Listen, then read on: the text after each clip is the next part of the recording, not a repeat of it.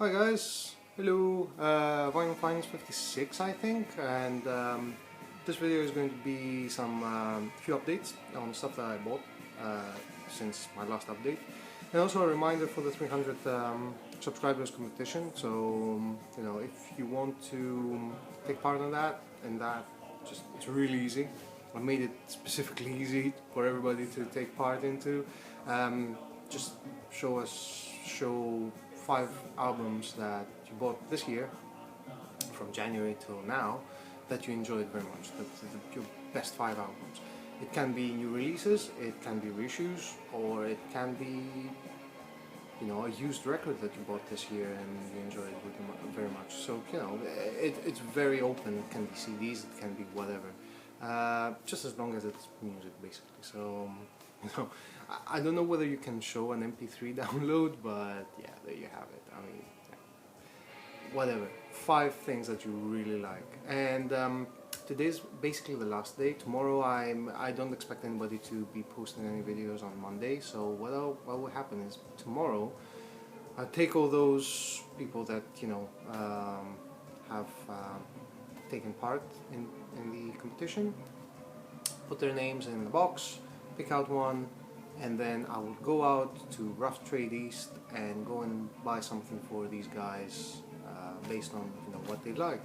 So yeah, it's out there for you if you're interested, and yeah, that's it. So on to the records.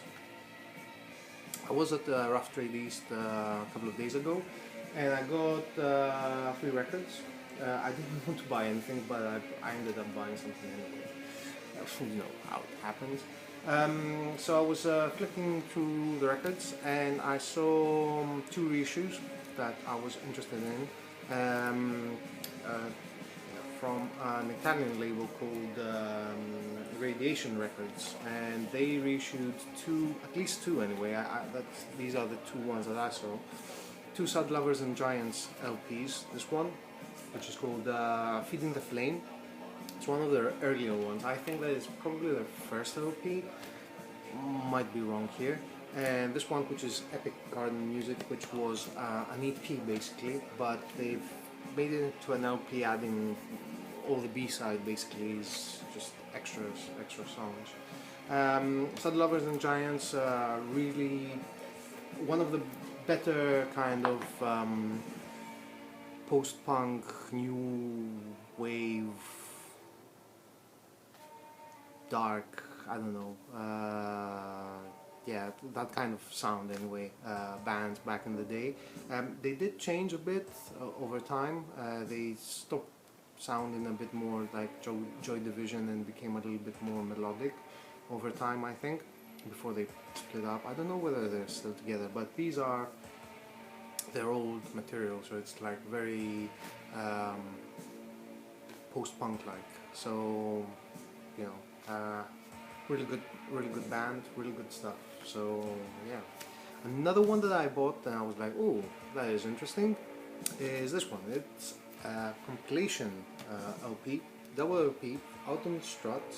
You probably already know. They've done some really good reissues on Afrobeat albums, and you know, mostly like library music and things like that. Have been really good at that, and they reissued this, which is called Mutazione, and it's in Italian, because it is Italian electronic and new wave underground music from 1982, 1988, as you can read. It comes with a double CD as well, which is really good.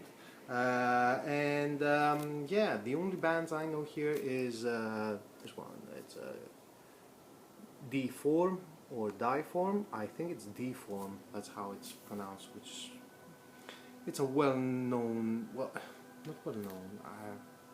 It's one of those bands that I've been coming across quite a bit. So it's one of the better-known underground, industrial, whatever kind of bands. Interesting compilation. I haven't listened to it that much, I have to admit, but yeah, well, you know, Strat is really good at what they're doing, so I guess that is going to be, yeah. So I don't have a specific opinion on it. Basically, I cannot say that it was really good, amazing, or you know, totally rubbish. Yeah. I need to listen to it. The same goes for this one as well. Hidden Masters of This and Other Worlds. Yes, of This and Other Worlds. It's out on Rise Above, which usually is well known for heavier stuff. So you know, oh, what's their name? Oh, you know them anyway. Doesn't matter. This is quite different. It's quite a departure from what they're doing. It's quite commendable, I would say, that they're trying other things. So this sounds more like psych pop. When I found out about it, I streamed some stuff online. I liked it enough to order this. I got it. I listened to it. I was like, sort of. I haven't decided yet whether it's really good or if it's something that I wouldn't. Yeah, I don't like. I don't know. I don't know. It sounds different, basically, from what they've done up until now, and it does sound interesting in general. So, don't know. Give it a shot, guys. I mean, yeah. And last but certainly not least, one of the bands that I love to hate. Reason why I've come to love to hate them is because I watched them like 8 years ago or something like that, and the singer just pissed me off big time because I thought that he was a pompous son of a bitch. And but their music, the music that they made in the 90s is like really good, and I always wanted to get something from them, but never had the chance. So it's Porcupine Tree, and I'm talking about the recent reissues of their early albums. I think that they reissued everything, I'm not sure. Anyway, out on K-Scope, so I got Up the Downstairs, yes, Up the Downstairs. What's this? Yeah, the Sky Moves Sideways, which I think is probably their best from that period, and Voyage 34, which is really good. I was two of them are colored vinyl, which I'm not a big fan of, but yeah. So this one, for example, is white vinyl, and this is Voyage 34, and this one is red vinyl, which is the pressing is alright though. The pressing is alright. It's quiet and nice. Crucially, this one is black, so this is really good because this is one of my favorite. And if you don't know about Porcupine Tree, they are psychedelic band, neo psychedelia from the 90s basically. So it is very much informed, their sound is very much informed from the contemporary of their time electronic music, and they do have a little bit of a knack